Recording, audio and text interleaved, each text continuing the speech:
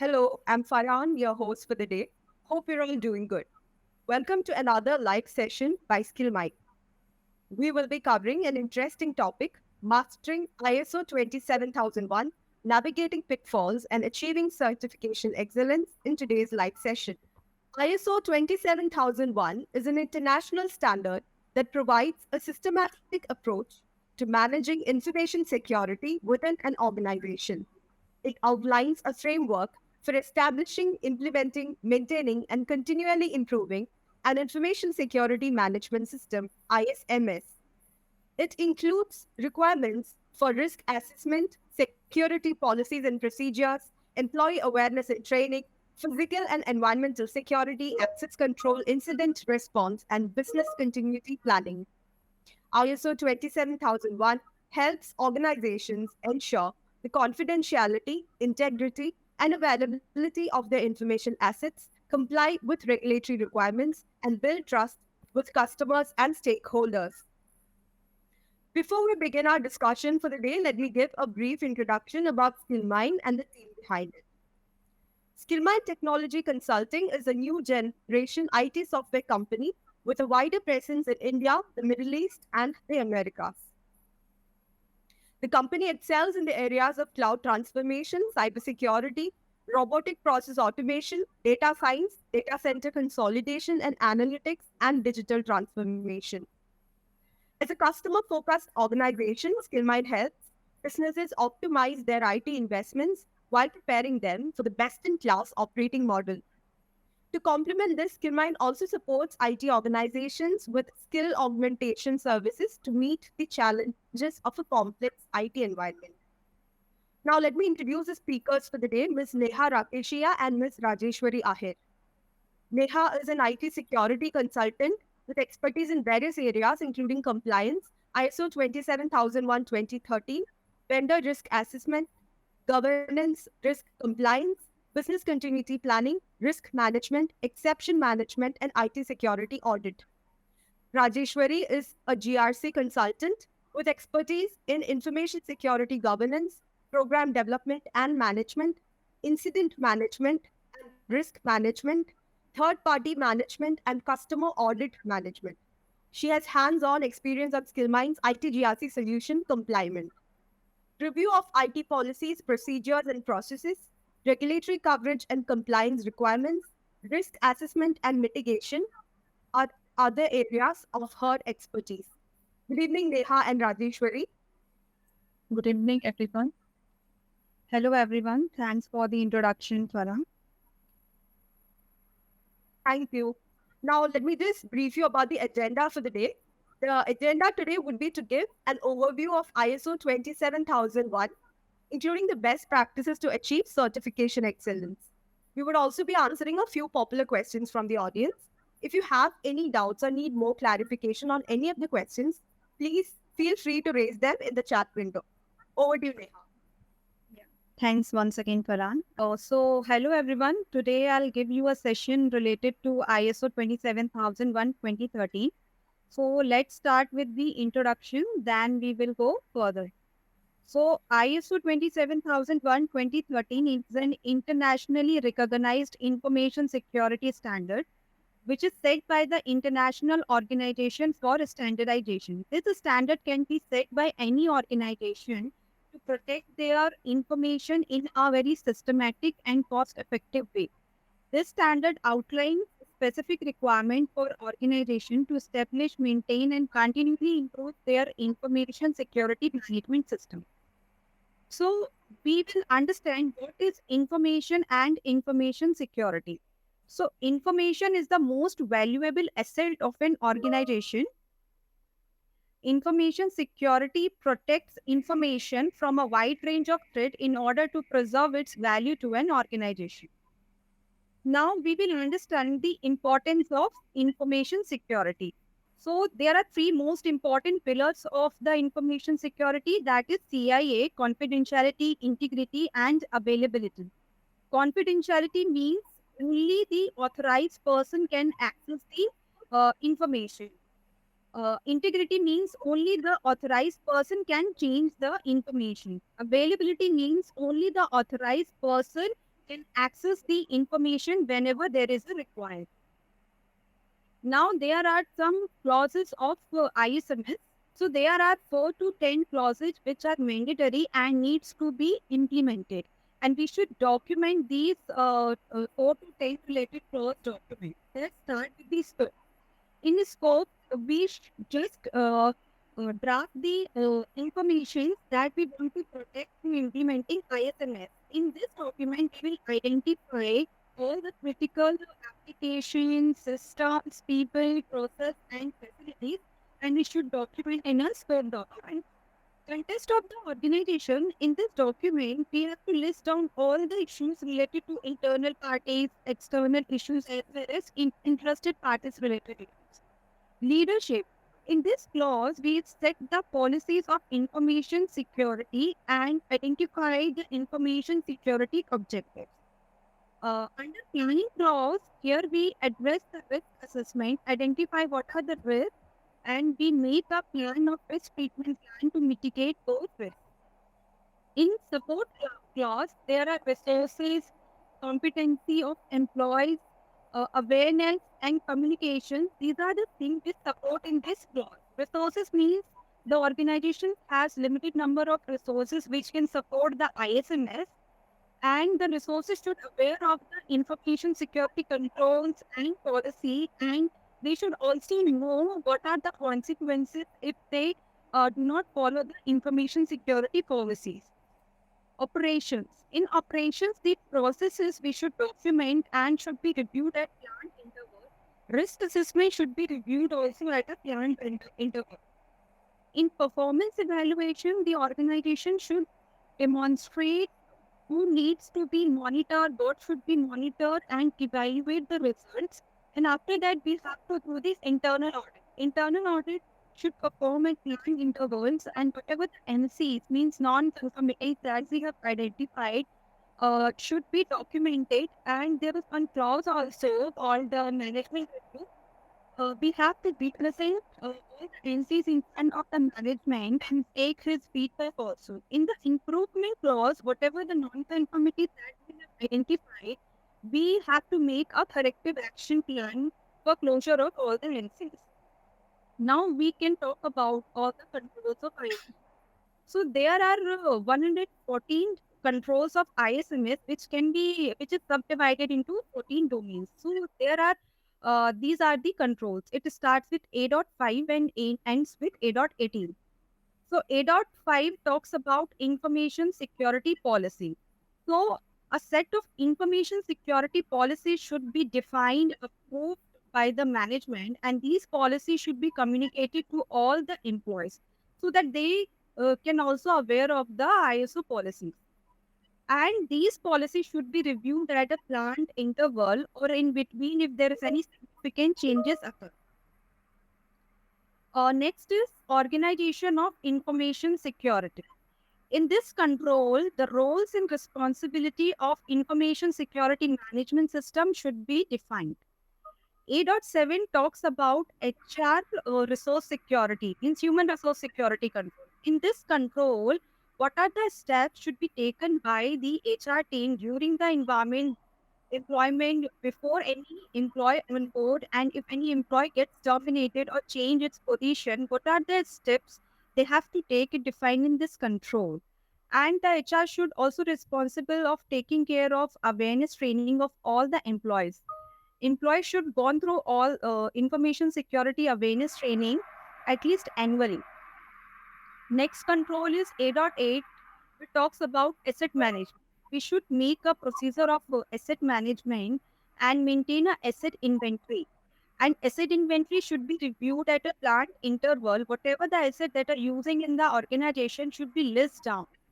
Okay, and there is subclauses classification of information. We should classify all information basis on confidentiality, uh, public and restricted.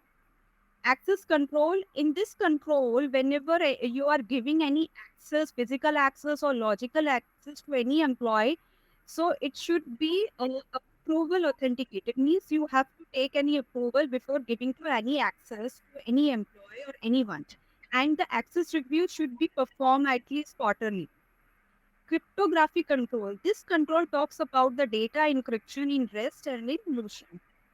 Physical and environmental security. In this control, what are the controls you have to implement in your corporate environment? That step should be taken. For example, CCTV camera is there or not, and it is monitoring by 27 or not, security guard is there or not, and if any visitor access to your premises, so it should be monitored and his entry should be maintained in your visitor register.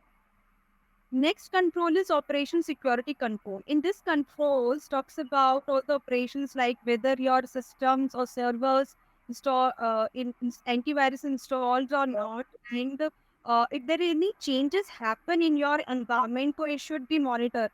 Means if anyone raise any change request, so before deploying their changes, it should be approved by the change should be approved by the change manager. And there is one subclause also called technical vulnerability management.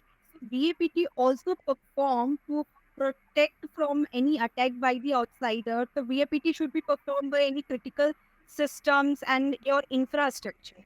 Communication security control. In this control, we have to implement the control to protect your network. A.14 talks about system acquisition, development, and maintenance. In this, if we onboard any projects, we have to implement some security controls in a new project, and we have to perform a source code review and maintain a record of it. A.15 is a supplier relationship control. Suppose your organization taking a service from third party.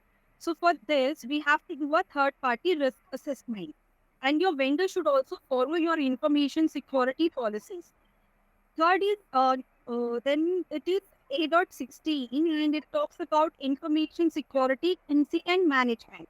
In this control, we should document an information security incident management procedure where anyone can just go through and identify what step he has to take if he identify any incident. And we have to make incident response team so that employees should know the person details if we identify any type of incidents. And if you identify any incident, we have to perform a root cause analysis. We keep all the details on the incidents, and we also perform incident register so that it will be easier to track what are the incidents that has happened till now.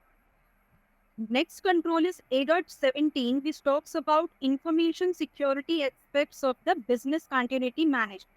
We have to prepare a BCPDR plan. Suppose if you are working from a primary sites, then it should be you have a backup of secondary sites. Suppose your primary sites get failed, so you have a backup, so you can work accordingly by the help of your secondary sites. So at planned interval, at least annually, we have to perform a drill for testing your secondary site is working fine or not. Last is A.18 is compliance control. In this control, the organization should know what are the laws or regulations the company should comes under so that we can comply with all the laws or regulations related to it, so that it will avoid any breaches or any penalties. Now, my teammate Rajeshwari will give you our in-house tool of description related to compliance. Rajeshwari, over to you, please. Thanks, Neha. Hello, everyone. Rajeshwari on this side. So, guys, to manage the compliance in organizations is getting really tough these days. Often we see that most organizations rely heavily on spreadsheets for their security frameworks and control tracking. Spreadsheets are easy and cheap to set up, but they are virtually impossible to automate. They are manual, do not capture compliance evidence, and more often unable to meet the audit times in terms of due dates. So it makes it really difficult to keep a track on each and every activity during the audit process, right? The evidence is usually collected through the mail and other resources. When organizations were static, mostly centralized, I can say, and had an on-premise systems, this approach worked okay. But in 2021, organizations are more and more powered by public cloud and hyperscale platforms, right? They have IT assets in multiple geographic locations, and information is accessible by numerous devices from anywhere in the world. Furthermore, many organizations are sorry, relying more heavily on outside entities or contractors as part of their own products or services. This reliance on downstream vendors require diligent control and security frameworks, correct? So we have come up with our homegrown and a Make in India GRC tool called as Compliant. Compliant provides flexibility for managing and tracking the necessary compliance as per various standards like PCI DSS, ISO 27001, ISO 14001, HIPAA, SEBI, SAMA, GDPR, NIST, etc. It facilitates the simplification of gap analysis process and required mitigation to attain the desired compliance level for organizations. It has a pre-packed content of more than 17 plus frameworks along with the various policies and procedure. And let me tell you that this solution is highly customizable. And if you have or you are following certain other frameworks, even that frameworks or the standards we can incorporate in our tool. Also, evidence collection is done under one umbrella along with due date triggers with a compliance calendar, which will help you to meet the audit time. Not only this, but we have a risk management both for process as well as asset based. Then it has vulnerability management and third party management also. So apart from scanning, I would say all the things related to vulnerability management can be done in this particular tool. Also, it provides you with the dashboard, which gives you a real-time visibility and continuous control monitoring so that top management can get a visibility of the status of compliance across all departments. So if you are interested to know more about compliance, please feel free to contact us. Over to you, Farhan. Thank you so much. Thank you, Neha and Rajeshwari. So we have reached the end of our session. Thanks once again, Neha and Rajeshwari, for taking time to, share these key insights about compliance and compliance with us today. Also, thank you to our wonderful audience for tuning in. I'm sure you found the process of learning about ISO 27001 and delving into the world of IT security very exciting. I hope that we were able to clear most of the doubts you had with respect to the topics. Uh, I think we've got a few questions regarding compliance. So maybe we can take a few questions now, right? Neha and Rajeshwari? Sure. We can. All right. So let me just scroll through one of the questions that we have. So this is a question. Are all the controls mandatory to be implemented? No. Clauses are 4 to 10, which needs to be implemented, but controls no. Because there may be some of the control which are not applicable to your organizations. So we can give not applicable and we should give some justification. For example, there is one control called supplier relationship. So there may be some of the organization where where they are not taking any services by the vendor. So this control can be not applicable. All right. I hope that answered your question. Now there's another one. If there is a risk that cannot be mitigated, what is to be done? Okay. So if there is a risk which cannot be mitigated, so there must be some business requirement so that we cannot mitigate it. So in that way, there is one procedure called exceptional risk management that needs to be followed. So for that particular risk, we have to take a risk approval by your senior head or a CISO so that after getting the approval, that risk we should keep in our risk register for a specific period of time called 60 days or 1 year. So in that way we can perform a risk assessment also. All right. There's one more question. What is the role of top management in implementing ISO 27001? Okay, so there are some roles and responsibility defined. One control calls organization information security of ISMS. So here the role of top management is defined, and when after the your certification get expired and you are going to perform a recertification also, so there are some external auditor came in na for doing the audit. So there though they will audit your senior management also for management review kind meeting. So that in that part, top management role is very important, and they should also aware of all the ISO related part and controls. In that way, they can monitor under their colleagues also. Na? That's why their role is important. Okay. Now, another one is could you give a brief about the key components of Information Security Management System according to ISO 27001? Okay, key component like risk assessment is a major component. You can, as I give you a brief also, and scope is also a major part. And controls by implementing control, these are the key controls we should keep in mind before doing the ISO and plan for it. Okay.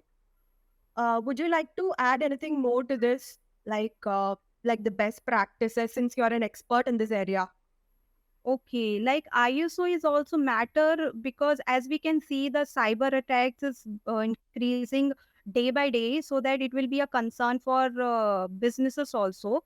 So ISO 27001 2013 provides a comprehensive framework for companies to securely manage their people, processes, and technology. So, by offering a standardized requirement for data protection, business can effectively managed by information security management system. So that in this way we can protect our data also. That's why it is an important part. And we should follow our practices by going through our information security policies also. Yeah, right. All right. Thank you, Neha. I think we can wind up our session now. To the audience, in case you have more questions on ISO 27001, you can raise them here. We would be posting the answers to the remaining questions on our website, skillmine.com. Do check out our website and find answers to your queries. Alternatively, you can contact us directly via the details given in the chat window. Uh, so that's all from our end. We'll catch you live with another insightful session in the coming days. Thank you all once again, and goodbye. Goodbye.